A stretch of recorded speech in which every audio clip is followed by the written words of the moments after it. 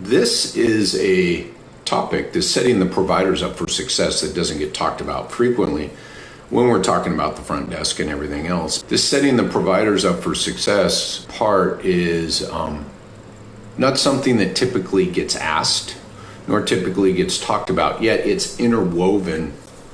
The three objectives of phase two, right, are all very much interwoven. And when you're creating patient success, right, this leads to business success, which leads to personal success. They're all very interwoven. So when I talk about a lot of things, like over the last couple of weeks about building relationships, it's going to impact the provider. It's going to impact the patient, of course. It's going to impact the business, and it's going to impact your personal success. So these things are very interwoven. So it's nice to go back and pull them out so you can better understand how this all fits together, and you can get better, my favorite word, probably the 21st century, you can get better context, right? Because context is king. Without context, most of this stuff doesn't serve much of a purpose. Let me review briefly. We have the patient life cycle. The patient life cycle is every interaction and touch point that your potential patient, and while moving through becomes an actual patient, has with your company, your business, your practice. Once you understand the patient life cycle, you can then build out the patient experience that you want to create. The patient life cycle, a lot of it is not controlled by you, right? The interactions and touch points, right? Phone calls, Facebook, stuff like that, right? These are things that if we understand better these interactions and touch points, we can start to control the process. We can understand the process better, okay? So patient life cycle is every interaction and touch point, and we must understand this before we can build out what? The patient experience. The patient experience is under your control, and that's something you build, you create, right? On top of, within your patient's life cycle. In the patient experience, you create this with the systems and the processes you put together. Patient experience is about the motions you create, right? A lot of patient success is around controlling and creating the right emotions and making sure we're decreasing the wrong emotions. It's that simple. And any great business does that. And in healthcare, right? I mean, think about it. It's very emotional. My back hurts. I can't sleep well. I can't get out of bed properly. I can't go to CrossFit. I can't pick up my grandchild. This is a very emotional business we're in the first place. So rather than trying to squelch the emotions or saying, forget the emotions, being very factual about it and taking away the emotions, to understand the emotions and making sure we're elevating and creating the ones we want to, and decreasing or depressing the ones we don't want. That's simple. So we understand the patient life cycle, we create this patient experience.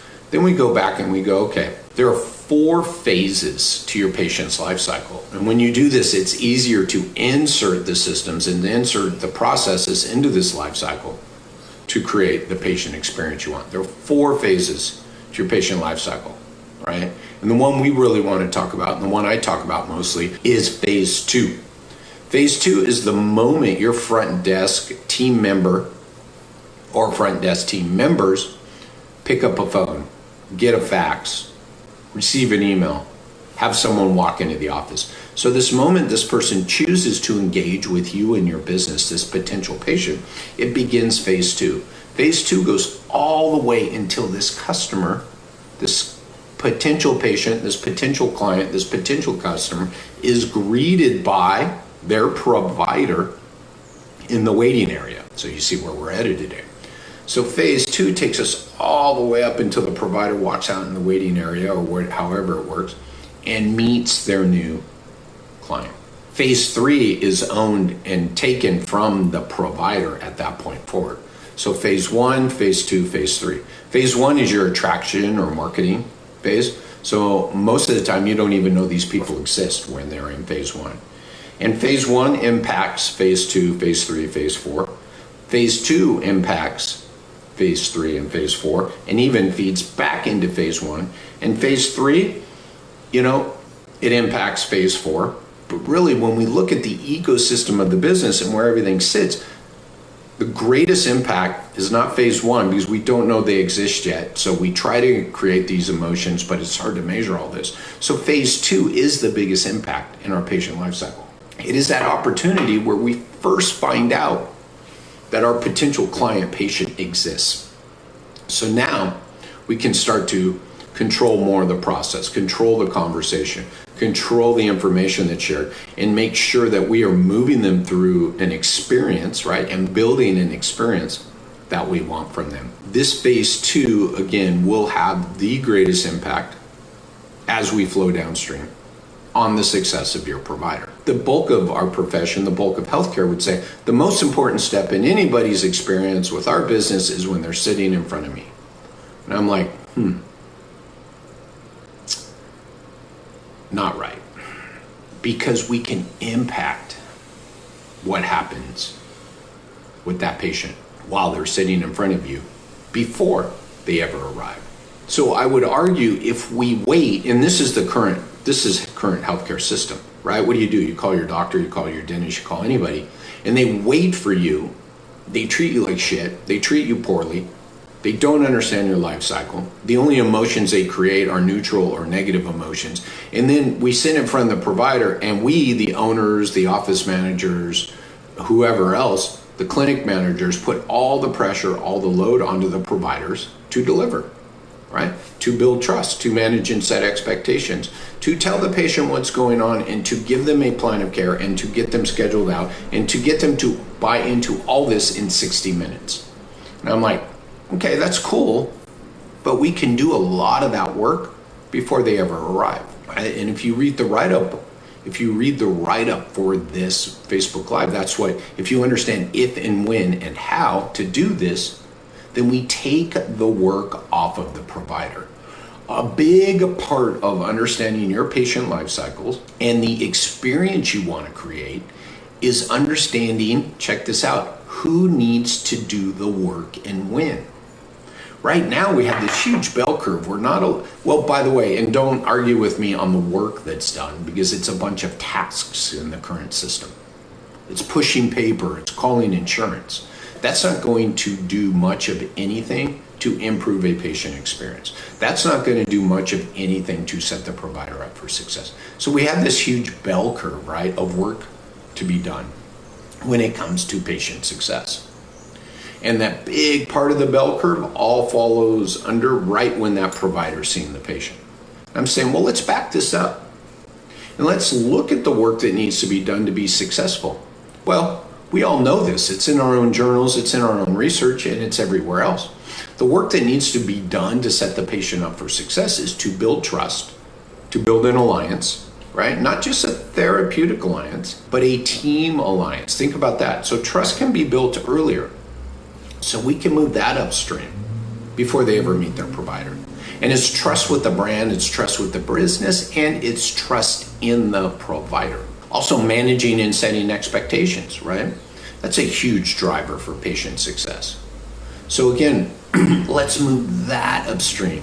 And let's do that during phase two. So the thing I want you to think about right now is not all this work is done on the first phone call. All this work is done during phase two. Right? This is a big takeaway from today. So this is when everybody says, well, geez, Jerry, that first phone call must be really long. And I'm like, no, it's not. Because people don't understand that there's a whole phase, this phase two, all this time to build trust, to manage and set expectations, to set our provider up for success. Okay? So that should really start to bring all this context together. So again, think of that bell curve and distributing the work to be done. We have dumped too much work on the providers for patient success. We can distribute that work across the patient's life cycle. So again, if we understand the patient's life cycle, we can start to distribute that work. Every phase has a goal and objectives that need to be met and an owner, okay? Phase two ownership is the front desk team members. The objectives, there are 3 objectives of phase two. Now remember, this is from first contact until the provider greets them. There are 3 objectives. One is to start to build a relationship that will last throughout their entire life cycle with the company. So whether the life cycle ends at the end of that phone call or whether the life cycle continues, they complete a course of care, they stay in a continuity program, whatever. Doesn't matter if that relationship ends today or in 5 years, they are starting to build that relationship that will last throughout their entire life cycle. Number 2 is they need to be a problem solver. Who's they? The owners, so the front desk team members. Being a problem solver is the antithesis to getting people scheduled. Being a problem solver means you ask questions. And guess what? Being a problem solver means you ask questions that does what? Helps with meeting objective number 3, which is set the provider up for success. So of the 3 objectives of phase 2 of your patient's life cycle, one of the objectives is to set the provider up for success. And we could argue if the provider set up, the patient set up for success. If the patient set up for success, the provider set up for success. And if we go back to number 2 objective, be a problem solver, that means I'm asking questions. I'm learning more about this person earlier upstream so that I can do what? Build trust and manage and set expectations. I can then get this person scheduled with an expert, Dr. Jane Doe, who can help you, Jerry, get back to CrossFit and get rid of that morning pain. Trust, expectations, right? Everything increasing. I call this, I've referred to this before, if this is when they meet their provider, the majority of clinics right now, and this is trust, right? This is their journey, and this is trust, right? Most people are delivered to their provider with no more trust. My goal is from first contact until they meet their provider is to maximize trust. And I call it the upward trust trajectory. I want to maximize the trust in this person, Dr. Jane Doe, in being the right fit for me, right? So all these components, I'm not going to go into them today. And actually, I guarantee you, there are videos on my YouTube page that you can go to, Jerry Durham PT, that have this exact scenario. Today, I want to talk more about the higher level and how it fits. Yet, if I can move upstream, building trust and alliance, and managing and setting expectations, and then understanding that this person needs and wants an expert who will tell them what's wrong, what's going on, and will give them a journey or a map to their desired outcome, and I do all those in phase 2, then I have set my provider up for success. It's that simple. Now, if I understand the patient life cycle, then I understand that this information needs to pass to the provider before the patient arrives. So when the patient arrived, Dr. Jane Doe greets this patient, Jerry, who wants to get back to CrossFit and get rid of morning pain, with the fact that, yes, hello, I will be your expert, Dr. Jane Doe, physical therapist. I will help you get back to CrossFit, and I will help you get rid of that morning pain. Come on back to the back room here, and we'll get started. You don't want to tell me trust just went up. You don't want to tell me they believe they are in the right place. When I do secret callers, greater than 75% of the clinics never tell me the name of my provider. And if you think about this, I have now been left within my own mind to create a scenario of what physical therapy is and if I've called the right place and if this is the right place for me. This is that person arriving like this when they meet their provider. There's no trust built. So I call and say, hi, my name's Jerry. I have low back pain. I want to get scheduled for physical therapy. The front desk schedules me for physical therapy at 10:30 on Thursday with my physical therapist without ever understanding what I need or want. And if I even, what's physical therapy? And by the way, in phase 2, and on the first phone call, part of my 10-point checklist is to figure out expectations. And expectations actually tell you what physical therapy is. So if I know their expectations, what's physical therapy, then I can assure them that they called the right place, that they've been scheduled with the right person, Dr. Jane Doe, who's your expert, who's helped lots of people get back to CrossFit and helps people get rid of morning pain in that low back. Completely different conversation than I'm scheduled for physical therapy at 10:30 on Thursday. We'll see you then. Creating provider success, creating patient success is not difficult. We're not doing the work to understand the patient's life cycle. We're not doing the work to understand what are we asking our providers to do and what is it truly that sets a patient up for success. And I just gave you all that. So this is quick and dirty today, man, because it's all in here. And this is how understanding your patient life cycle, This is how understanding the 4 phases of the patient life cycle. This is how understanding the experience you want to create gives you the opportunity and the perfect world and the perfect storm to create provider success. And I'll finish with this. When we do this approach, it creates a better culture within your business. I mean, think about everything I've just told you. There's no way you can argue with that. And I will give you this too, that this will do more to create to diminish provider burnout than anything else. It's not the EMR, it's not the billing, it's the fact that people have people sitting in front of them all day that don't know why they're there, that they're not bought in, that the trust isn't there. And the provider spends, and by the way, I've experienced this too, and I've measured this in my own clinic by following up with people, right? Those are the drop-offs within the first 3 visits. Expectations aren't set and met. Trust isn't built. And it takes more than 1 visit. So when you're asking your provider to do all that in 60 minutes, you're setting them up for failure. Think about phase 2 in most clinics. 24, 48, 5 days, 7 days. You got 7 days to build trust versus 60 minutes. Even if it's only 24 hours, you got 24 fucking hours to build trust and manage and set expectations versus 1 hour. And then, right? Then when people drop off, you start to understand better why they're dropping off. It's not the provider's fault. Not the provider's fault at all. Yeah, we can have that discussion too. When you understand your patient's life cycle, you understand the ecosystem of the business, then you understand, again, remember, this is about distributing the work. We have put too much work on the providers. We have given the front desk the wrong work. They're all a bunch of taskmasters, right? Because we don't understand that actually they are the entry point to the business that impacts patient success and provider burnout and drop-offs and cancels, all before the patient arrives. So take that phase 2 and leverage it like crazy. I would say phase 2 is the most misunderstood, undervalued, and least leverage phase of the whole patient life cycle. So much can be done during that time to impact all those things I just said: culture, burnout, drop-offs, completed plans of care, arrival rate. All can be impacted by phase 2 because you have more time during phase 2 than any other time to do all those things.